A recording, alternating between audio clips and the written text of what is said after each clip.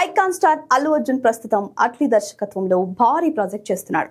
Hollywood range లో భారీ budget తో విజువల్ వండర్ గా ఈ సినిమా రాబోతుంది. బాలీవుడ్ బ్యూటీ దీపికా పదుకొనే హీరోయిన్ గా నటిస్తుండగా మృణాల్ ఠాకూర్, జాన్వీ కపూర్ కూడా కీలక పాత్రల్లో కనిపించనున్నట్లుగా చెప్తున్నారు. సన్ పిక్చర్స్ సంస్థ ఏకంగా 800 కోట్ల బడ్జెట్ తో నిర్మిస్తున్నారు.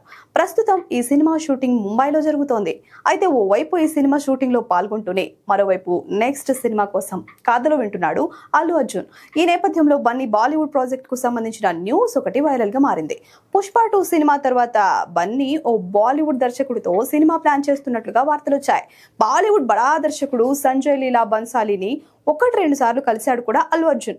దీంతో ఈ క్రేజీ కాంబినేషన్ సెట్ అయ్యే అవకాశాలున్నాయని బాలీవుడ్ వర్గాలు తెలిపాయి. అయితే ఇన్నాళ్లు కథపై కసరత్తులు చేసిన బన్సాలి రీసెంట్ గా బన్నీకి ఫుల్ స్టోరీ నెరేట్ చేశాడట. బన్నీ కూడా కథ విషయంలో పాజిటివ్ గానే స్పందించాడని టాక్.